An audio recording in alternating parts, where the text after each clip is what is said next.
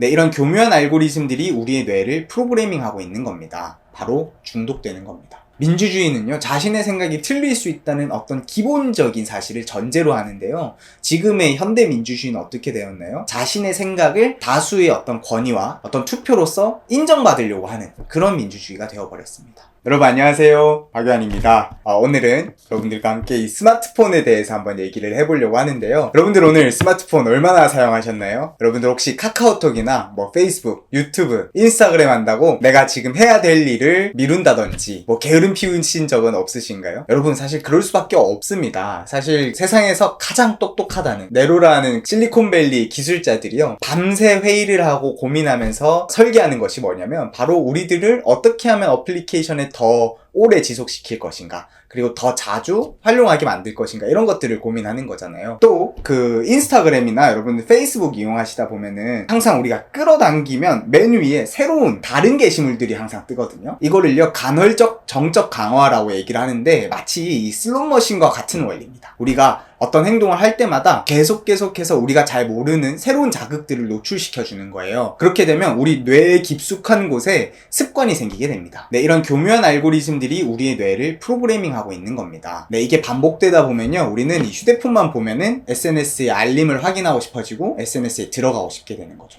바로 중독되는 겁니다. 친구들이랑 같이 이렇게 사진 찍어가지고 인스타그램이나 페이스북에 올릴 때 보시면은 그 친구 얼굴이 자동적으로 AI에서 태그되는 거 경험해 보셨죠? 아니면 얼굴에 이렇게 상자가 떠서 태그하라고 알림이 뜨거든요. 이것도 내가 그 친구를 태그하게 되면 그 친구도 휴대폰 어플리케이션을 켜고 또 휴대폰 어플리케이션에 들어와서 계속 체류하게 되잖아요. 그런 것들을 이용하는 겁니다. 사실 내가 태그된 사진이 있다라고 알림이 왔는데 안 들어가는 사람 많이 없겠죠. 그런 어떤 심리적 취약성을 이용하는 겁니다. 그 외에도요, 그 메시지를 보내고 있거나 아니면 댓글을 남길 때 말줄임표 뜨는 거 보셨죠? 계속 이 사람이 뭔가를 쓰고 있다 이렇게 알림이 뜨거든요.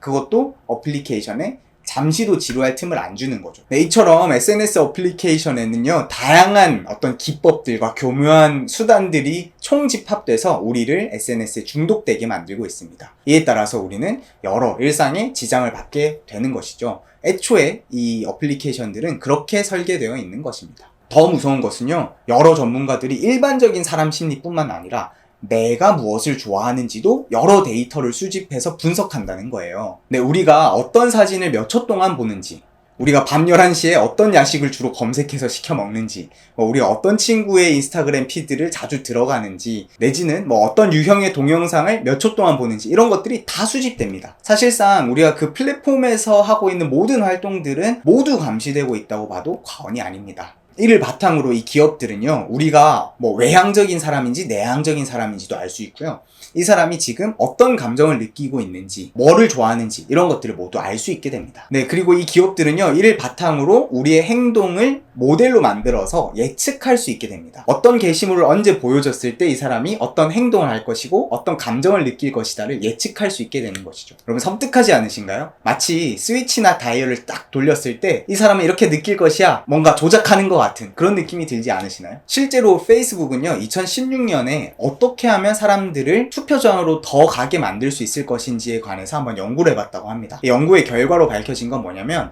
사람들이 페이스북이 그런 걸 하고 있다는 것을 모르는 사이에 실제로 사람들의 어떤 감정과 행동을 통제할 수 있다는 것을 밝혀냈다고 합니다. 네, 실제로 저도요, 막 스트레스를 받거나 막 정신이 없거나 아니면 막 피곤할 때 어느 순간 막 손에 SNS를 하고 있는 제 모습을 많이 봅니다. 여러분들도 그런 경험이 많으실 것 같습니다. 물론 여러분, 이 플랫폼 기업들한테 어떤 세계를 정복하려는 악의가 있다거나 아니면 뭔가 의도가 있다라고 얘기하는 것은 아닙니다. 이들의 목표는 단 하나입니다. 돈을 많이 버는 거겠죠. 그리고 이들의 상품은요, 바로 우리의 미래입니다. 이들이 파는 게 바로 우리의 미래예요. 우리가 이런 페이스북이나 어떤, 지금도 유튜브를 보고 계시니까 유튜브를 하다 보면은 우리가 어떤 고객이라고 생각하기가 쉽잖아요. 그런데 사실 이들의 고객은 우리가 아니라 사실 광고주죠. 네, 우리는 상품에 불과합니다. 개인의 어떤 눈에 띄지 않고 점진적인 행동과 인식의 변화, 이것이 바로 그들이 파는 상품인 것이죠. 실제로 여러분 우리 유튜브 보다가 갑자기 야식 먹고 싶어져가지고 야식을 시키기도 하죠. 바로 배달민족 켜가지고 야식을 시키기도 하는데 막상 배달음식이 오면 우리가 먹고 싶은 음식이 아닌 경우도 있거든요. 그리고 인스타그램을 보다가 막 쓸데없는 옷이라던가 막 화장품이라던가 이런 거를 사시는 분도 많은 것 같습니다. 또 어떤 페이스북을 하다가 내가 관심이 원래 있지도 않은 어떤 주제에 대해서 막 검색하고 있던지 아니면 막 어떤 사이트에 들어가게 된다든지 이런 일들도 실제로 있지요. 조금 심하게 말씀드리자면요, 우리가 강하게 이것에 대해서 인지하고 경계하면서 살아가지 않는 이상 우리가 우리의 욕구나 우리 어떤 주체성에 따라서 행동하고 뭔가 욕구를 실현하는 그런 인간이 아니라 플랫폼의 그 알고리즘에 따라서 생활하고 살아가는 그런 일종의 좀비가 될 수도 있다는 것을 우리가 인지해야 될 것 같습니다. 실제로 10대, 20대의 자존감 문제나 많은 우울감 문제, 우울증 문제 이런 것들이요, 이런 SNS와 관련되어 있다는 분석이 매우 많습니다. 실제 남들과의 어떤 상시적인 연결은 뭘 의미하냐면 바로 남들과의 상시적인 비교를 의미하겠죠.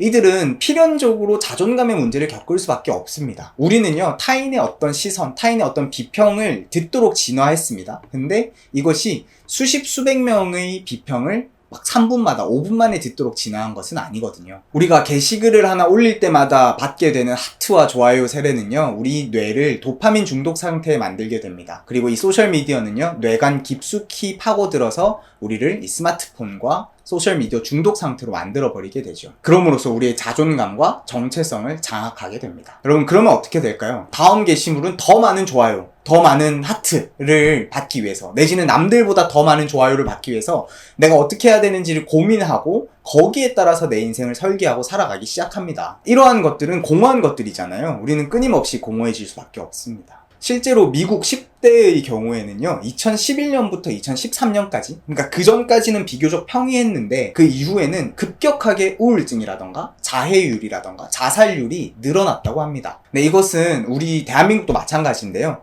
이처럼 인공지능과 알고리즘은 우리를 굉장히 말초적인 자극, 말초적인 보상, 허황된 수치에 중독되게끔 만들고 있는 것입니다. 네, 여러분, 더 심각한 것은 무엇이냐면 이런 것들이, 이런 소셜미디어가 우리 공론의 형성, 그리고 정치를 망치고 있다는 것입니다. 소셜미디어는 이런 방식으로 공론을 왜곡합니다. 가령 미국에는 현재 지구가 평평하다고 믿는 사람이 20만 명이 넘는다고 합니다. 이 사람들이 지구가 평평하다, 뭐 지구 평평설 이런 것들을 페이스북에 검색하는 순간요, 수많은 지구 평평하다고 주장하는 사람들의 게시물부터 피드, 그룹들을 페이스북이 추천해주게 되거든요.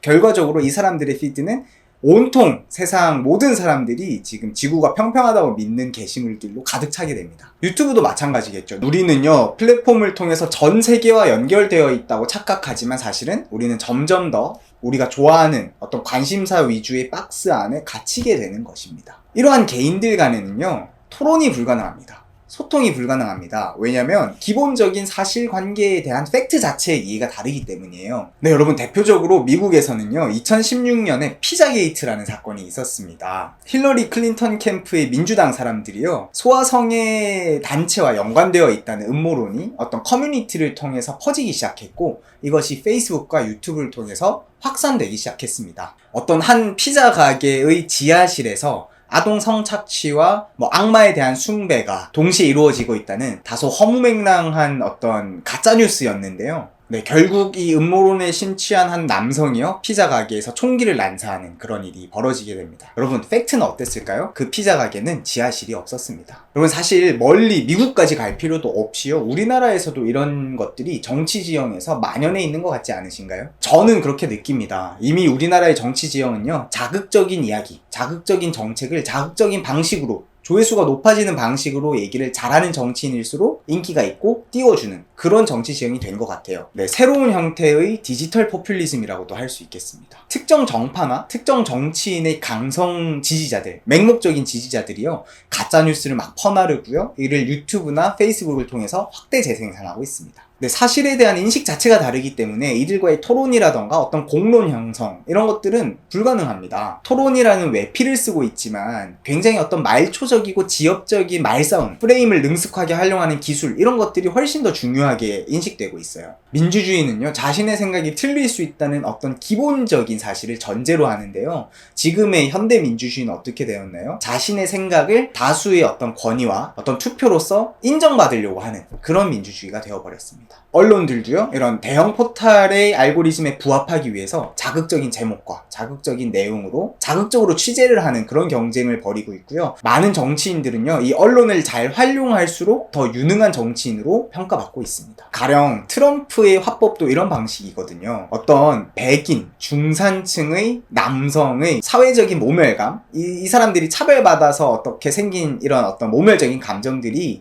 사회적인 문제로 대두가 됐잖아요. 그럼 이것은 해결해야 될 대상이잖아요. 이런 정치인들은 이것을 이용합니다. 여러분, 이런 정치인들이 사실 미국에만 있나요? 우리나라에 엄청 많잖아요. 이런 갈등들을 좀 더 부추기고 만들수록 많은 조회수가 나오고요, 많은 좋아요가 나오고요, 많은 관심이 생겨납니다. 근데 그러니까 언론도 좋아하고요, SNS도 이런 식으로 공론이 형성되는 것이 훨씬 편하고 좋은 방식인 겁니다. 네, 여러분, 그런데 이런 식으로 사회 문제가 해결되거나 풀려나갈 수 있을까요? 아니죠. 오히려 문제가 커지고 부각됩니다. 어떤 사람들은 이렇게 얘기합니다. 민주주의는요, 문제 해결을 위해서 발명된 제도인데요, 민주주의가 이제는 꼬리를 잡으려고 뱅뱅뱅뱅뱅 도는 고양이가 되어버렸다고 얘기를 합니다. 네, 그리고 여러분, 사실 대의민주주의라고 하는 것 자체가 원래 지루한 제도잖아요. 아무리 옳더라도 과격한 해결은 지향하면서 여러 이 정책이나 이 얘기를 실현했을 때 생길 수 있는 여러 다양한 문제점들은 분권화된 정치 형태 속에서 다양한 기관들이 하나하나 검토를 해보고 이를 바탕으로 다양한 사람들을 또 설득하고 점차적으로 해결해 나가는 것이 바로 원래 대의민주주의의 기본 목적이거든요. 따라서 대의민주주의는요, 사이다 이런 것과는 거리가 먼 제도입니다. 오히려 한 문제를 의도적으로 수년씩 걸리도록 설계를 해놓은 것이 대의민주주의거든요. 네, 그러나 여러분, 현대사회의, 지금 디지털 사회의 민주주의는 어떤가요? 지금 민주주의의 핵심은 즉흥성처럼 보입니다. 즉흥적으로 대중들의 관심과 대중들의 분노를 잘 받아 안는 정치인들은 더 많은 좋아요를 받고요, 더 많은 관심을 받고요, 더 많은 언론 노출을 받게 되죠. 이 정치인들의 메인 관심사는요, 우리 사람들을 좀 더 비판적으로 사유할 수 있게 하고 뭔가 대중들이 좀 더 토론할 수 있게 하고 이런 것들이 주된 관심사가 아닙니다. 네, 조금 심하게 말하면요, 그들한테 국민은요, 한 표고 하나의 좋아요고 뭐 이런 것들에 불과한 거죠. 네, 그래서 여러분, 안타깝게도요, 오늘날의 집단지성은 군중심리로 대체되었다고 합니다. 이제 정치는 생각하고 말하고 설득하고 글 쓰고 이런 것들이 아니라 좋아요, 동의합니다, 어떤 청원에서 버튼 하나 누르는 거, 이런 식으로 정치가 축소되었다고 합니다. 여러분, 근데 생각해 보시면은요, 이러한 것들은 민주주의가 처음 설계되고 도입될 당시에는 상상도 못한 일이었습니다. 네, 그러나 이런 민주주의와 기술과의 혼합, 요상한 혼합 때문에 지금 전 세계적으로 분열과 갈등이 주된 어떤 관심사와 이슈가 되고 있습니다. 우리나라도 마찬가지죠. 네, 물론 여러분, 제 생각은 이렇습니다. 그 기술은 기술일 뿐이잖아요. 사실 우리가 기술을요, 우리의 삶을 좀 더 효율적이고 생산적이고 좀 더 행복하게 만드는 데 활용한다면 기술은 더할 나위 없이 좋은 도구입니다. 기술이 물론 정치를 위해서도 좋은 방향으로 활용될 수 있겠죠. 민주주의를 위해서도 마찬가지입니다. 네, 그런데 한 가지 확실한 것은 이런 것 같아요. 기술이 정치를 구원하지는 않을 것 같습니다. 오히려 제 생각에는 정치가 기술을 구원할 수 있다고 생각합니다. 네, 저와 여러분부터도요, 이런 어떤 기술의 과도한 의존이라던가 기술이 어떤 이런 단점들, 부작용들을 만들어낼 수 있음을 항상 주의하고 이것을 잘 활용하기 위해서 우리가 끊임없이 고민하고 노력한다면 이런 것들도 해결될 수 있는 문제라고 생각합니다. 물론 지금과 같이요, 이런 기술을 통해서 여러분들한테 이런 정보를 전달하는 것도 포함하겠죠. 네, 여러분, 어쨌든 이렇게 기술과 관련된 내용을 한번 다뤄봤는데요. 오늘 한 내용 굉장히 사실 굵직하고 또 앞으로도 다룰 수 있는 내용이 많은 그런 내용인데 오늘도 한번 총론적으로 말씀드려봤습니다. 사실 제가 유튜브를 통해서 이렇게 생각하는 컨텐츠를 여러분들한테 전달하고 싶다라고 생각하게 된 계기와도 맞닿아 있는 문제인 것 같아요. 네, 어쨌든 여기까지 봐주신 우리 그 생각하시는 구독자님들, 또 구독자가 아닌 분들도 함께 우리 같이 앞으로도 이런 문제들에 대해서도 한번 토론해 나가봤으면 좋겠습니다. 아마 이런 채널들이 그런 공론장의 역할을 할 수 있지 않을까 작은 기대를 해봅니다. 네, 여러분, 오늘 내용에 좀 더 관심이 있으시면요, 그 넷플릭스에서도 본인이 플랫폼 기업인데 이런 노력들을 하고 있는 것 같아요. 그래서 넷플릭스에서 그래도 지구는 평평하다라는 다큐멘터리 하나랑 소셜 딜레마라는 다큐멘터리, 이렇게 두 개를 또 추석 연휴도 있고 하잖아요. 한번 쉬시면서 찾아보시기를 추천드립니다. 네, 여러분, 오늘 내용 재미있고 유익하셨나요? 재미있고 유익하셨으면 여러분 아시죠? 좋아요, 구독, 알림 설정 꼭 부탁드리고요. 다음 주에도 더 재미있고 유익한 내용으로 찾아뵙도록 하겠습니다. 여러분, 안녕!